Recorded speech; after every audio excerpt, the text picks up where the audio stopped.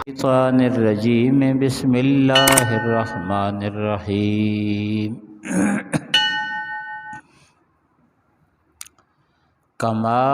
اخرجک ربک من بیتک بالحق وان فریقا من المؤمنین لکارہون یجادلونک فی الحق بعدما تبین کأنما یساقون الی الموت وهم ینظرون وَإِذْ يَعِدُكُمُ اللَّهُ إِحْدَى الطَّائِفَتَيْنِ أَنَّهَا لَكُمْ وَتَوَدُّونَ أَنَّ غَيْرَ ذَاتِ الشَّوْكَةِ تَكُونُ لَكُمْ وَيُرِيدُ اللَّهُ أَنْ يُحِقَّ الْحَقَّ بِكَلِمَاتِهِ وَيَقْطَعَ دَابِرَ الْكَافِرِينَ لِيُحِقَّ الْحَقَّ وَيُبْطِلَ الْبَاطِلَ وَلَوْ كَرِهَ الْمُجْرِمُونَ إِذْ تَسْتَغِيثُونَ رَبَّكُمْ فَاسْتَجَابَ لَكُمْ أَنِّي مُمِدُّكُمْ بِأَلْفٍ مِّنَ الْمَلَائِكَةِ مُرْدِفِينَ وَمَا جَعَلَهُ اللَّهُ إِلَّا بُشْرَى وَلِتَطْمَئِنَّ بِهِ قُلُوبُكُمْ وَمَا النَّصْرُ إِلَّا مِنْ عِنْدِ اللَّهِ إِنَّ اللَّهَ عَزِيزٌ حَكِيمٌ صدق اللہ مولانا العظیم کما اخرجک ربک من بیتک بالحق، جیسے کہ نکالا آپ کو آپ کے رب نے آپ کے گھر سے حق کے ساتھ، وَإِنَّ فَرِيقًا مِّنَ الْمُؤْمِنِينَ لَكَارِهُونَ، اور ایک جماعت مومنوں کی ناپسند سمجھتی تھی۔ یجادلونک فی الحق، جھگڑتے تھے آپ سے حق کے معاملے میں، بعد ما تبین، اس کے بعد کہ ان کے لیے واضح ہو گیا، کأنما یساقون الی الموت وهم ینظرون، گویا کہ ان کو چلایا جا رہا ہے موت کی طرف اور وہ دیکھ رہے ہیں۔ وَإِذْ يَعِدُكُمُ اللَّهُ إِحْدَى الطَّائِفَتَيْنِ أَنَّهَا لَكُمْ، اور جب کہ اللہ تعالیٰ تم سے وعدہ کرتے تھے، احدی الطائفتین، دو جماعت میں سے ایک کا، انہا لکم، کہ وہ تمہارے ہاتھ لگے گی،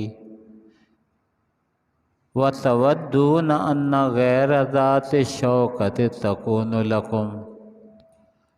اور تم یہ پسند کرتے تھے کہ جس میں کانٹا نہ لگے وہ تمہارے لیے ہو،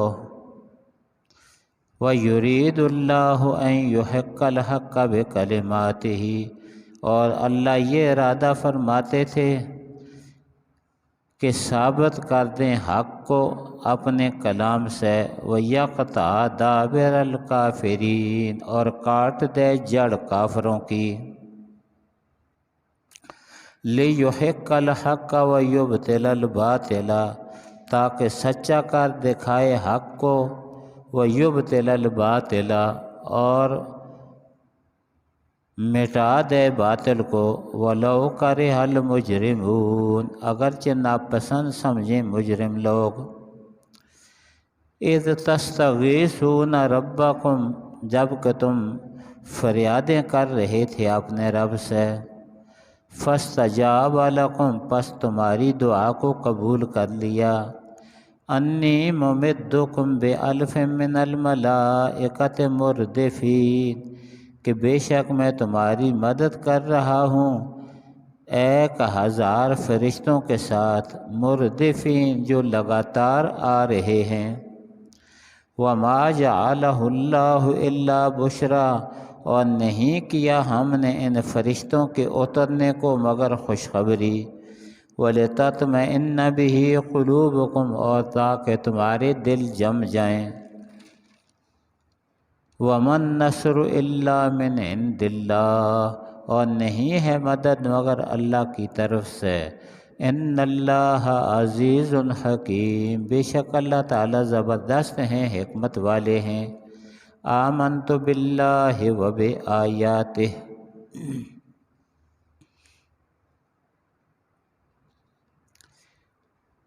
اس صورت کے سبب نزول میں کل آپ کو بتلا دیا گیا تھا کہ اس صورت کا سبب نزول یہ تھا کہ اس سے پہلے مال غنیمت مجاہدین میں تقسیم نہیں ہوتا تھا، بلکہ آگ آتی جلا کر چلی جاتی ہے۔ اس امت کے لیے اللہ تعالیٰ نے مال غنیمت کو حلال قرار دیا۔ اب یہ پہلی دفعہ ہے مال غنیمت آ گیا اور کوئی قانون نہیں بتلایا گیا، اتنا ہی فرمایا ہے کہ حلال ہے۔ تو صحابہ کرام کی ایک جماعت کہنے لگی کہ یہ نوجوانوں کے لیے ہے، لڑاکوں کے لیے ہے، اور کچھ دوسروں نے کہا کہ یہ تجربہ کار اور جو تعاون کرنے والے، بتلانے والے، منصوبہ بنانے والے لوگ ہیں ان کے لیے ہے۔ تو اللہ تعالیٰ جل جلالہ عما نوالہ نے یہ آیتیں نازل فرمائیں کہ اس میں کسی کا کوئی اختیار نہیں، مال غنیمت اللہ کے لیے ہے، اللہ کے رسول کے لیے ہے۔ تم میں سے کسی کی مرضی کے مطابق تقسیم نہیں ہوگا، اللہ اور اللہ کی مرضی کے مطابق تقسیم ہوگا۔ اور اس کے آگے دلائل بیان ہو رہے ہیں۔ یہ دعویٰ ہے کہ مال غنیمت اللہ اور اللہ کے رسول کے حکم کے مطابق تقسیم ہوگا، تمہاری مرضی پر تقسیم نہیں ہوگا، تو اس پر دلائل بیان کیے جا رہے ہیں۔ نبی اکرم صلی اللہ علیہ وسلم جلدی میں جب گھر سے نکلے، مدینہ منورہ سے نکلے، تو بعض لوگ ایسے تھے، مسلمانوں میں بعض لوگ ایسے تھے، ہیں سارے کے سارے جنتی، لیکن رائے کی اختلاف ہو سکتا ہے، اور جنتی بھی ایسے ہیں کہ باقی صحابہ جو بدر والوں کے علاوہ صحابہ ہیں وہ ان بدر والوں کے درجے تک نہیں پہنچ سکتے، اتنے اللہ کے مقرب ہیں، لیکن رائے کا اختلاف ہو سکتا ہے۔ تو ان کی رائے یہ تھی کچھ صحابہ کی کہ نہیں نکلنا چاہیے قافلے کے پیچھے،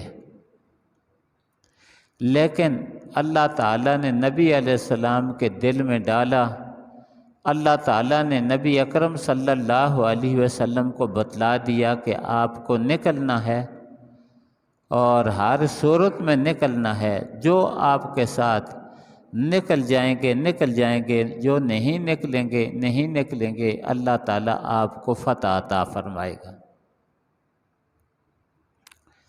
تو اس چیز کو اللہ تعالیٰ بیان فرماتے ہیں کہ مال غنیمت اللہ کی مرضی کے مطابق تقسیم ہوگا، تم نہیں نکلے بلکہ تمہیں نکالا گیا ہے، تم نہیں نکل رہے تھے، نہیں نکلے، تم کو جس ذات نے نکالا ہے مال غنیمت اس ذات کی مرضی کے مطابق تقسیم ہوگا۔ تو فرمایا مال غنیمت اللہ کی مرضی کے مطابق تقسیم ہوگا، کیوں؟ کما اخرجک ربک من بیتک بالحق،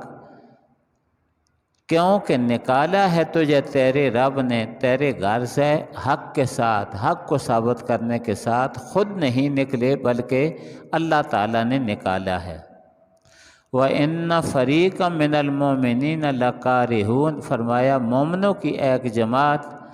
ناپسند سمجھتی تھی۔ دیکھو سب سے پہلے ذکر کیا کہ مومن ہیں، یعنی منافق نہیں ہیں، کچے مومن نہیں ہیں، پکے مومن ہیں، اس لیے فرمایا وَإِنَّ فَرِيقًا مِّنَ الْمُؤْمِنِينَ کہ مومنوں میں سے ایک جماعت ناپسند سمجھتی تھی نکلنے کو، لیکن اللہ تعالیٰ نے تمہیں نکالا۔ جب اللہ تعالیٰ نے نکالا بھی، مال غنیمت بھی دیا، یہ مال غنیمت اللہ کی مرضی کے مطابق تقسیم ہوگا۔ یجادلونک فی الحق بعد ما تبین کأنما یساقون الی الموت وہم ینظرون، فرمایا یہ مومن لوگ آپ سے جھگڑتے تھے فی الحق کے حق کے معاملہ میں، بعد ما تبین، اس کے بعد کہ ان کے لیے ظاہر ہو گیا تھا کہ اللہ تعالیٰ نے وعدہ فرما لیا ہے کہ اللہ تعالیٰ تمہیں نکالیں گے بھی اور تمہیں فتح بھی دیں گے، یہ چیز واضح ہو گئی تھی، پھر بھی بعض مسلمانوں کو ناگوار گزرتا تھا۔ کأنما یساقون الی الموت وہم ینظرون، گویا کہ موت کو سامنے دیکھ رہے ہیں اور موت کی طرف ان کو چلایا جا رہا ہے، اس طرح کمزوری دکھا رہے تھے، لہٰذا ان کی مرضی کے مطابق مال غنیمت تقسیم نہیں ہوگا، بلکہ اللہ کی مرضی کے مطابق مال غنیمت تقسیم ہوگا۔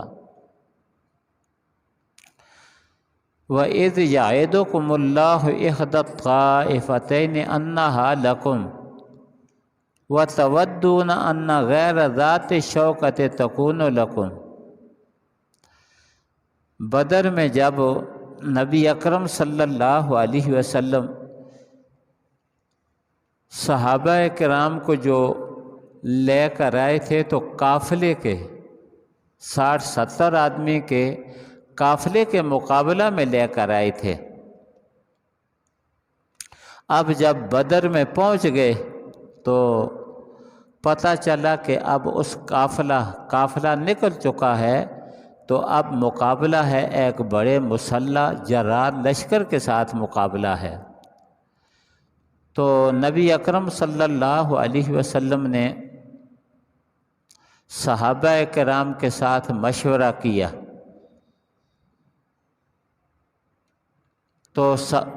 کل پرسوں کے درس میں گزر چکا ہے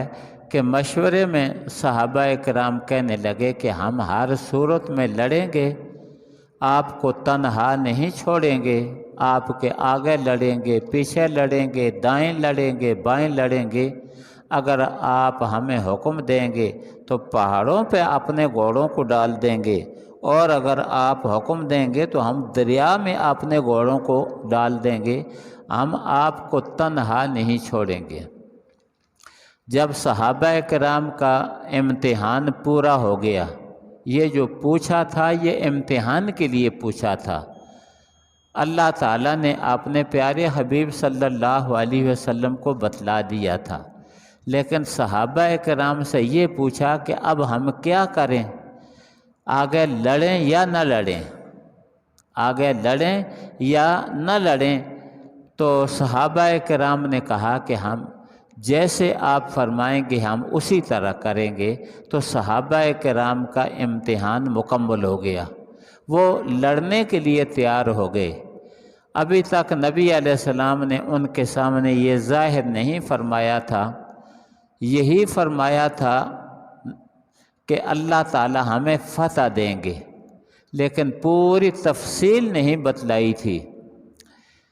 تو اب نبی اکرم صلی اللہ علیہ وسلم نے پوری تفصیل بتلائی۔ جب صحابہ کا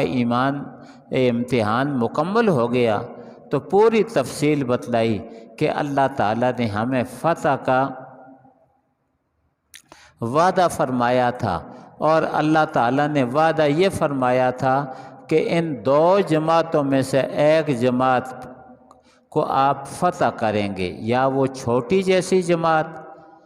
60-70 آدمی کی، اور یا یہ مسلح لشکر۔ اللہ تعالیٰ نے اپنی حکمت کی بنا پر اس چھوٹی جماعت کو نکال دیا ایک طرف سے اور تمہارا مقابلہ کروا دیا بڑی جماعت کے ساتھ۔ جب تمہارا مقابلہ بڑی جماعت کے ساتھ ہوا تو اللہ تعالیٰ نے یہ فیصلہ فرما لیا تھا کہ اس جماعت پر تم فتح حاصل کرو گے۔ تم نے فتح بھی حاصل کی اس جماعت پر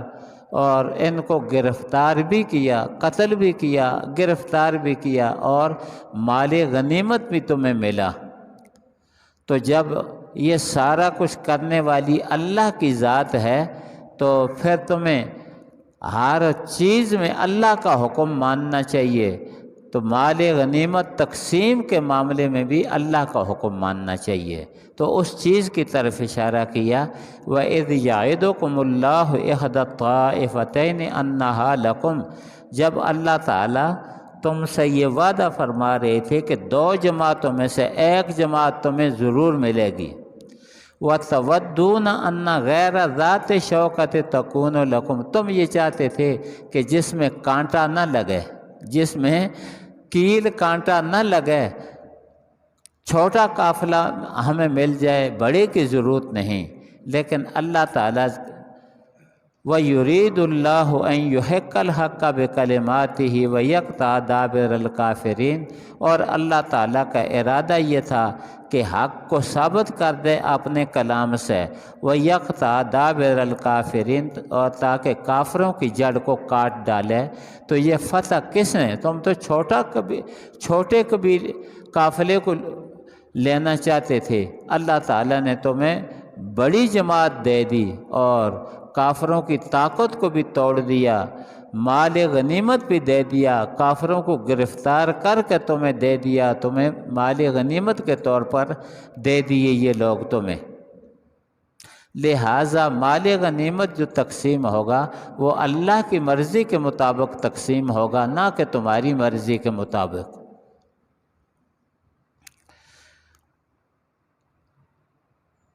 لِيُحِقَّ الْحَقَّ وَيُبْطِلَ الْبَاطِلَ وَلَوْ كَرِهَ الْمُجْرِمُونَ، فرمایا اللہ تعالیٰ نے بڑی جماعت کے ساتھ مقابلہ کروا کر اس پر تمہیں غالب کیا، اس کے بڑے بڑے سرداروں کو تمہارے ہاتھ سے قتل کروایا اور بڑے بڑے سرداروں کو تم نے گرفتار کیا۔ اس میں تمہارا کوئی کمال نہیں، یہ اللہ تعالیٰ کی قدرت سے ہوا جو کچھ ہوا۔ لہٰذا مال غنیمت جو تقسیم کرنا ہے تو اللہ کے حکم کے مطابق تقسیم کرنا ہے۔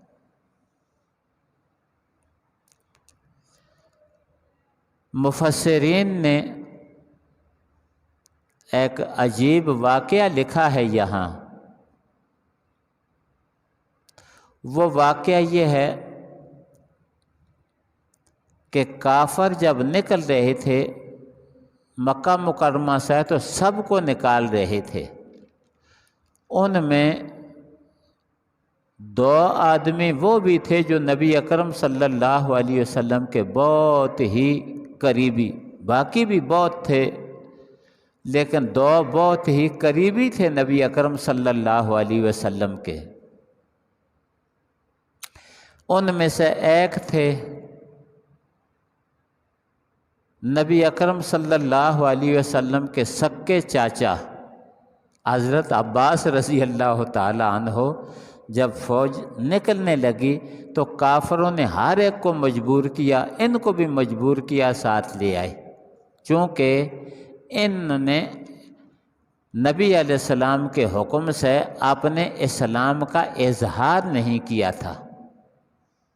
نبی علیہ السلام کے حکم سے اور ریاست کے مشورے سے انہوں نے اپنے اسلام کا اظہار نہیں کیا تھا۔ یہ میں اس لیے کہہ رہا ہوں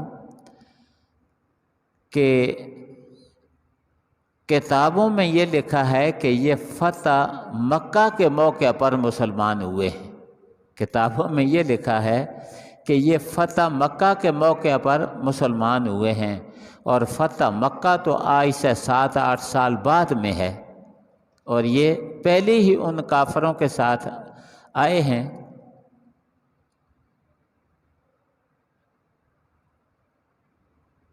آپ کو یاد ہوگا، اگر یاد نہیں ہے تو ذہن میں بات رکھیں کہ جب نبی اکرم صلی اللہ علیہ وسلم ہجرت کی تیاری کر رہے تھے، مدینہ منورہ سے وفود آتے تھے، نبی علیہ السلام کے ساتھ ملاقاتیں کرتے تھے، اور یہ ملاقاتیں حج کے دنوں میں، منا کے دنوں میں ہوتی تھی، جمرہ عقبہ کے پاس ہوتی تھی، سارے منا میں ہوتے تھے، مسلمان بھی کافر بھی سارے منا میں ہوتے تھے، اور راتوں کو چھپ کر اہل مدینہ کے ساتھ، مدینہ منورہ کے جو وفود ہوتے تھے ان کے ساتھ 3 سال ملاقاتیں ہوتی رہیں۔ تو 3 سال ملاقاتیں ہوتی رہیں، 3 سال نبی علیہ السلام کے ساتھ حضرت عباس بھی نبی علیہ السلام کے ساتھ ہوتے تھے۔ تو ظاہر میں تو انہوں نے اسلام قبول کیا ہے فتح مکہ کے موقع پر، لیکن اگر یہ مسلمان نہ ہوتے تو نبی اکرم صلی اللہ علیہ وسلم اتنے اہم مشورے میں ان کو شامل کرتے؟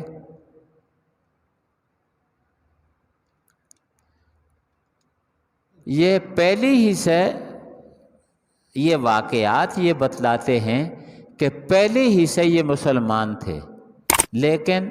نبی اکرم صلی اللہ علیہ وسلم کے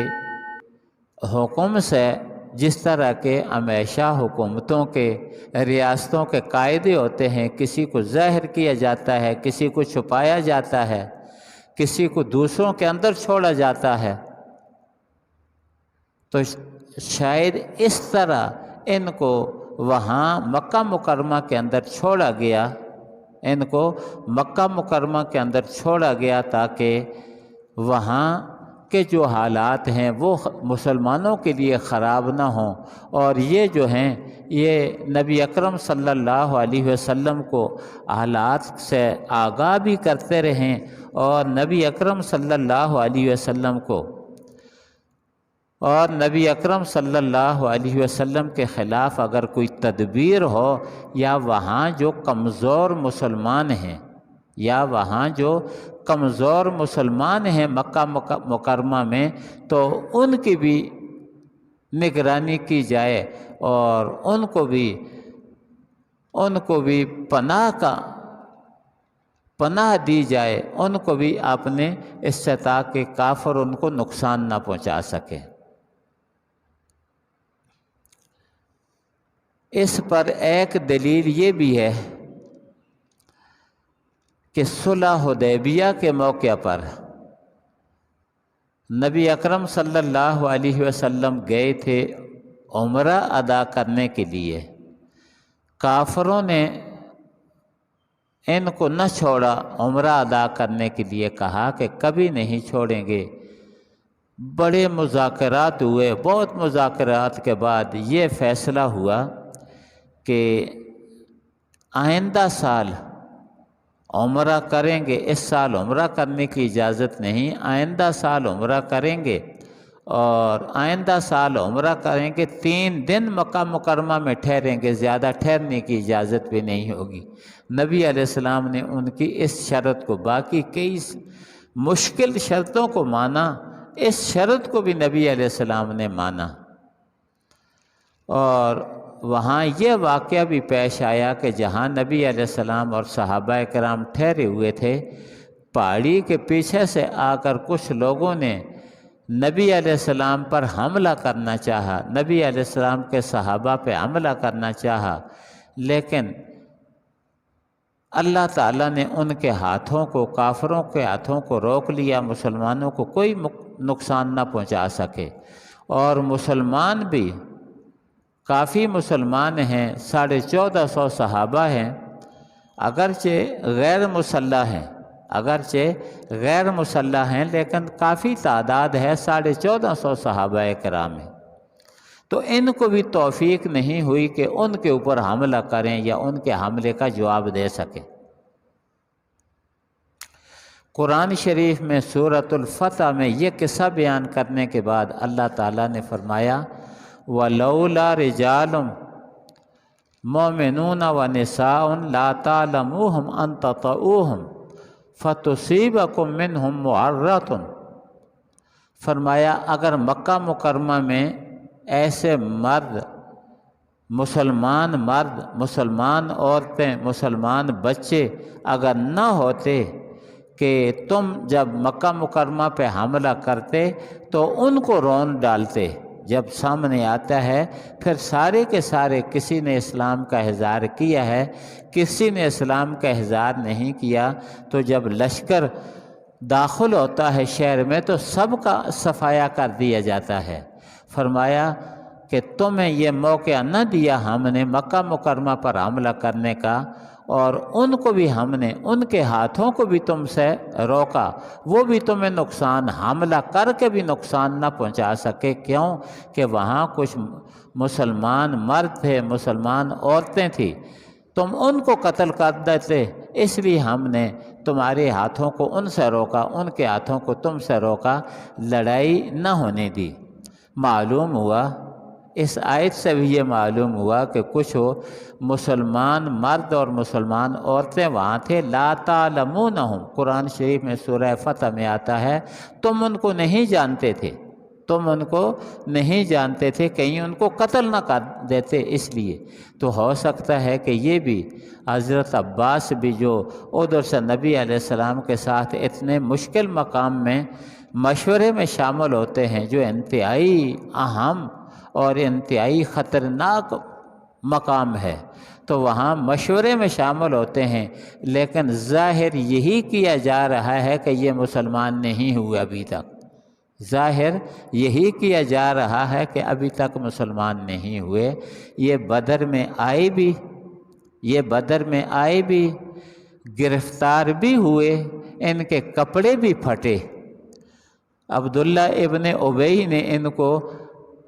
اپنی قمیص تھی، کیونکہ یہ بڑے قداور تھے حضرت عباس نبی علیہ السلام کے چاچا، اور کسی کے کپڑے ان پر نہیں آتے تھے، تو عبداللہ ابن ابی جو رئیس المنافقین تھا، اس نے قمیص دی تھی، اور ان کو کیا ہے قمیص پہنائی گئی تھی۔ یہی وجہ ہے کہ نبی علیہ السلام نے جب عبداللہ ابن ابی مر گیا، اس کے اوپر جنازہ بھی پڑھنے کا ارادہ کیا، بلکہ پڑھ بھی دیا، حضرت فاروق اعظم نے روکا بھی، لیکن پھر بھی پڑھ دیا، اور اپنی قمیص بھی دے دی کہ یہ قمیص، اس کو قمیص بھی میری پہنا دو، اگر اس کی بخشش ہوتی ہے میری قمیص سے تو یہ قمیص بھی پہنا دو۔ لیکن اللہ نے فرمایا کہ اس کی بخشش نہیں ہونی، کبھی بھی ان کا جنازہ پھر نہ پڑھنا۔ یہ قمیص کیوں دی تھی؟ تاکہ ایک کافر کا اور منافق کا نبی علیہ السلام پر احسان باقی نہ رہ جائے۔ بدر میں اس منافق نے قمیص دی تھی، نبی علیہ السلام کے چاچے کو، نبی علیہ السلام نے دنیا کے اندر ہی وہ احسان واپس کر دیا۔ بہرحال جو کافر گرفتار ہو کر آئے تھے، آگے ان کے متعلق پورا تذکرہ آ رہا ہے، ان سے فدیہ لیا اور فدیہ لے کر ان کو چھوڑا گیا۔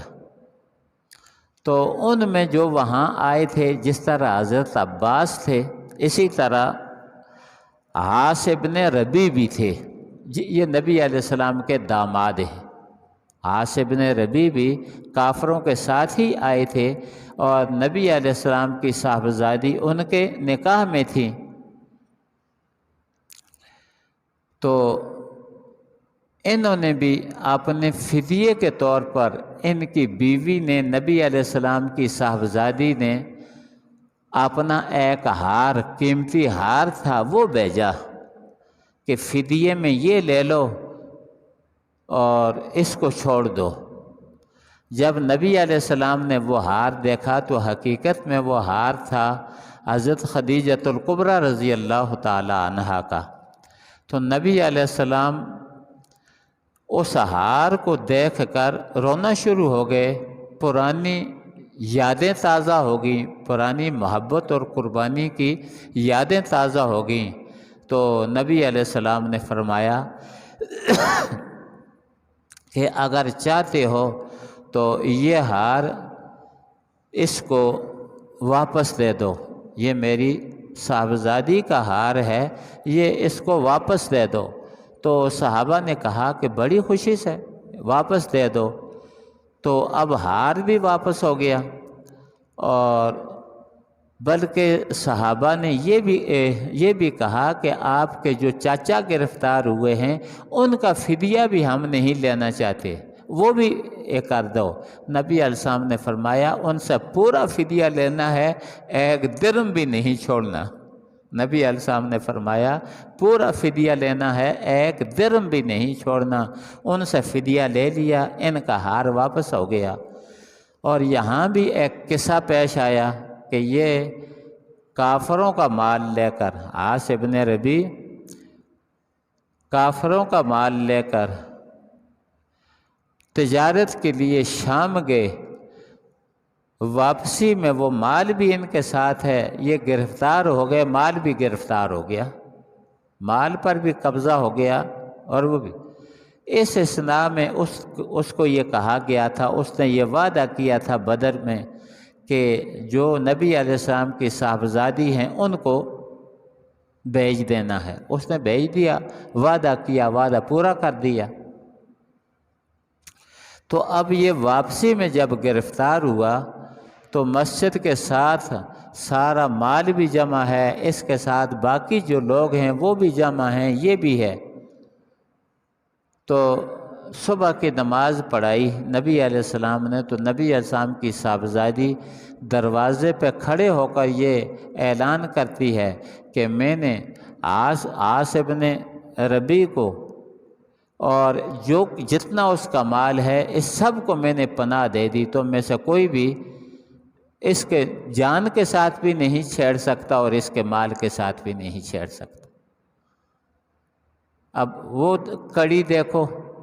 اور پھر یہ کڑی دیکھو کہ ہے کافر، یعنی ظاہر میں ہے کافر، لیکن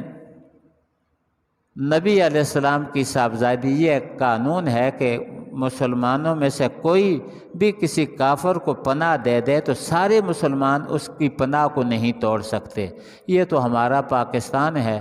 کہ ایک پناہ دیتا ہے اور دوسرے کیا ہے اس کو امریکہ کے حوالے کر دیتے ہیں، برطانیہ کے حوالے کر دیتے ہیں۔ اور اسلام کا قانون یہ ہے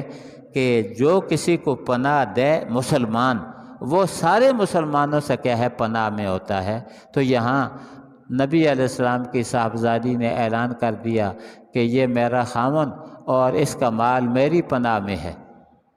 اسی طرح فتح مکہ کے موقع پر قصہ پیش آیا کہ نبی علیہ السلام کی چچا زاد بہن ہیں حضرت ام ہانی رضی اللہ تعالی عنہا، وہ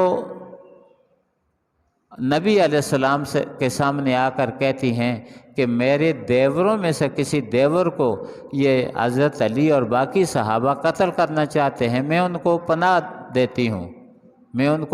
دیتی ہوں، وہ قتل نہ ہوں۔ تو نبی علیہ السلام نے فرمایا